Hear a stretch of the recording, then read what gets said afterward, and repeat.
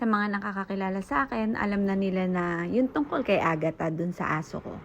So si Agatha, nabuntis siya ng hindi ko namamalayan. So nanganak siya, eto lang last month, na nakakalungkot talaga kasi namatay na yung baby niya, kamamatay lang.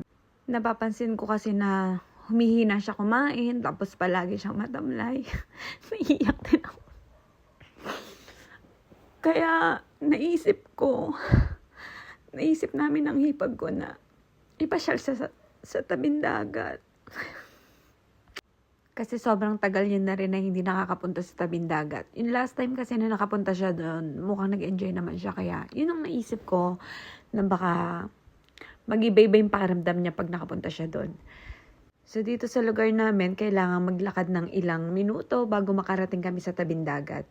So maswerte kami kasi mabait yung may-ari nitong resort. So ina-allowed niya yung mga tao na dumaan sa resort niya. Kasi kung hindi, medyo mapapalayo pa kaming lalakarin bago kami makapunta sa tabing dagat. Meron din kaming mga kasamang chikiting at saka yung hipag ko, yung mga pamangkin ko. So kasama ko yan sila. At sa naobserbahan ko kay Agatha, dun sa aso ko, mukhang nag-enjoy siya or masaya naman siya nang nadala namin siya sa tabing dagat kasi hindi siya maligalig, hindi siya makulit, malikot. Yung pagpunta namin dito sa tabing dagat, talagang sinakto ko siya ng past 5 p.m. Kasi para makita namin yung sunset. Kasi talagang sobrang ganda ng sunset dito. Pag ganitong mga panahon, kasi minsan hindi dito talaga lumulubog yung araw. Dito sa amin sa Morong Bataan, sobrang linis dito. Pino ang buhangin, hindi siya mabato. So, hindi siya masakit sa paa kahit wala kayong suot na tsinelas. Ngayon kasi merong ilan-ilan ng mga dumi sa tabing dagat. Yan yung mga dahon lang naman.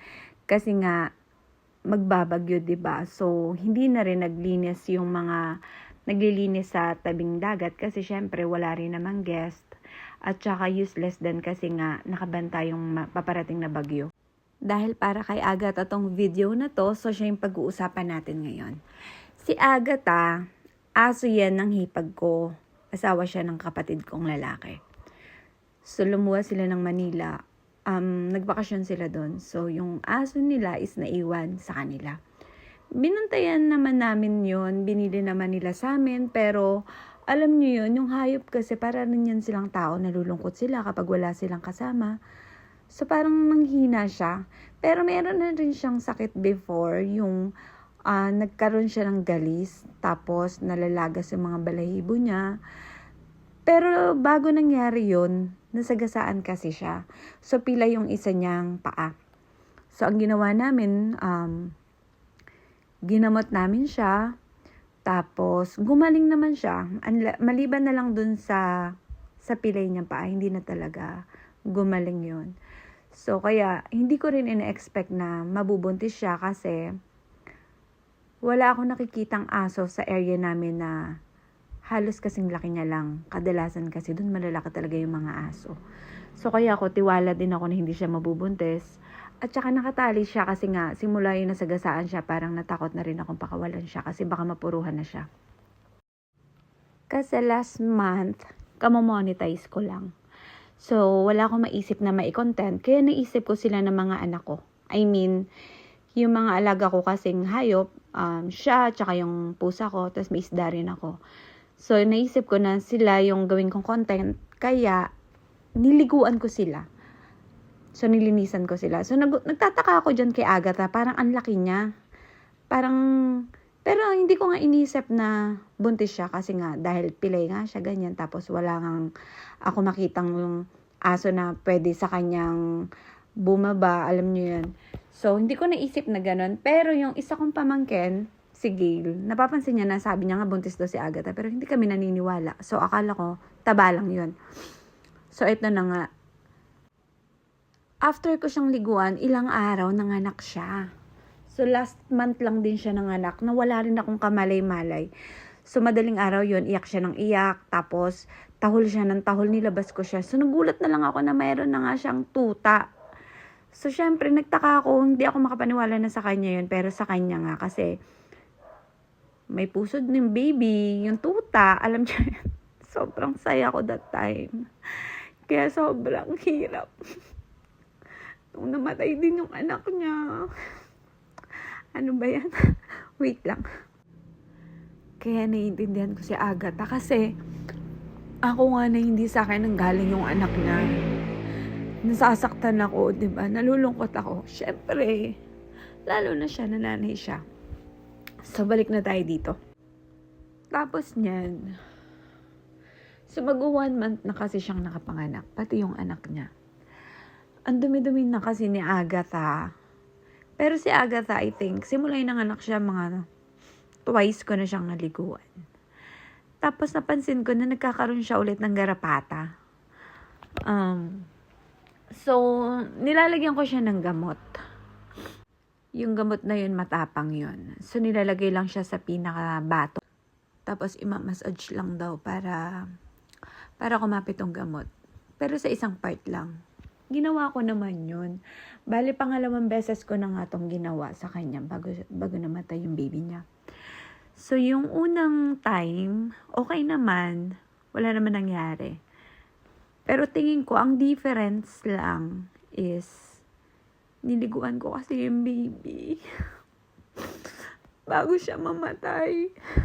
Kasi yung bahay namin, meron siyang maliit na kanal. So, yung baby, napunta doon. Ang dumi-dumi niya kasi. Ang dumi-dumi ng papi. So, maganda yung weather that time. Sobrang init. So, inisip ko na may 1 month na rin naman siya. Baka pwede na. Ang mali ko, hindi kasi ako nag-search. So, niliguan ko silang magnanay. Inunan ko si Agatha. Tapos, hinulog ko yung baby. Dinry ko. So, yun naman. Okay naman siya kasi umaga ko sila niliguan. So, nakarating pa siya ng mga past 3. Okay pa yung baby. Okay pa yung papi. Pero, meron akong video sa kanila ni Agatha na parang may matamlay na yung baby or yung papi. So, wala lang sa akin. Kasi akala ko, kasi antukin pa yun eh. So, ilang minuto lang, umiiyak yung baby. Yung papi. Tapos nakita ko siya sa ilalim ng upuan. Kinuha ko siya kasi akala ko naiipit lang.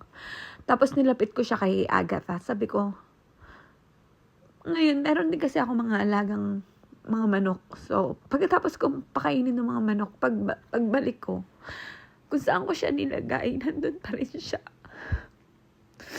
Ganun pa rin siya. So, nag-alala ako. Tinawag ko yung hipag ko kasi sabi ko parang nanghihina yung papi. Tapos sabi ng hipag ko, oo nga daw. Tapos, yun, sinurvive. Pinilit ko pa rin siyang survive kasi parang nangingitim na yung bibig niya.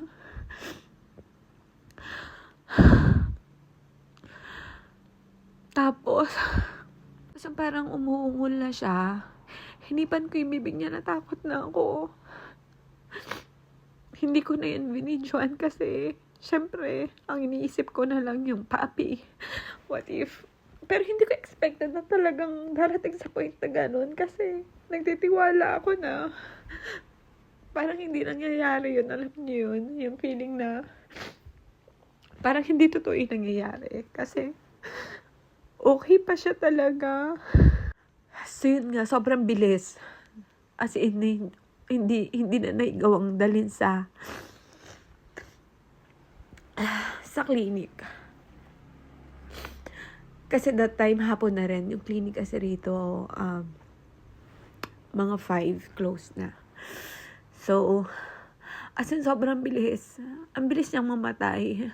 So, wala na. Parang na-shock ako nun. Tapos, hindi ko na alam. Parang na-blanco ako.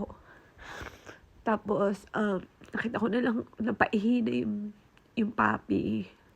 Tapos, hindi na talaga siya humihinga na may itim na yung bibig. So, pinakita ko sa hipag ko. Sabi nga, wala na. Ang ginawa ko, hindi ko na pinagpabukas. Nilibing ko na rin siya nung gabi na yon. Tapos yun. So yung gabi, hinahanap ni Agatha yung anak niya, umiiyak. Tas yun nga, kinakausap ko siya. Kaso yun, parang ano na lang din, yung araw na to, parang banding na lang din. At tingin ko naman, nag-workout naman kasi marami siyang kinain tonight. Yan, naku, pasensya na kayo ha. Hindi ko lang talaga kasi makontrol. Kasi hanggang ngayon talaga sinisisi ko yung sarili ko. Pero sana mapatawad niya rin ako. Pero humingi na rin naman ako ng sorry kay Agatha. At saka dun sa papi. So, sana ginawa kong content si Agatha kasi para sa katulad kong baguhan lang sa pag-aalaga ng ganitong klaseng pet, awareness sa atin na dapat magsisearch din tayo at saka magtatanong sa iba bago tayo gumawa ng kung ano man sa mga alaga natin. Na wag magpakakampante kasi kahit hayop sila, pag napamahal na tayo sa kanila, parang ang hirap din pala tanggapin. So, wala silang pagkakaiba sa tao talaga once na mapamahal tayo sa kanila. Yun lang, maraming salamat sa pakikinig at saka sa panunood hanggang dulo.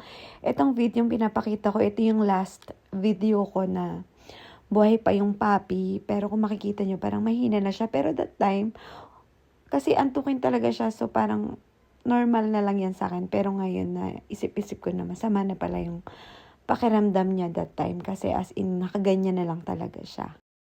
Dati kasi kapag nilalapit ko yung paa ko sa kanya, sinusunggab niya. Sumasakay siya doon. Tapos yung parang inaamoy-amoy niya. So, wala nang sasalubong sa akin. Pagaling ako sa galaan, sa gabi. Kasi kahit papi pa yan siya, sinasalubong niya talaga ako. Maingay siya pag dumarating ako, ganun. So talagang sobrang nakakamiss kahit hayop. Ano ba yan? So yun lang po. Maraming salamat sa panonood ulit. At ingatan po natin yung mga alaga nating hayop kasi mas loyal sila sa tao. Mas mamahalin nila tayo. Maniwala kayo sa akin. God bless you all. Ingat po kayo palagi.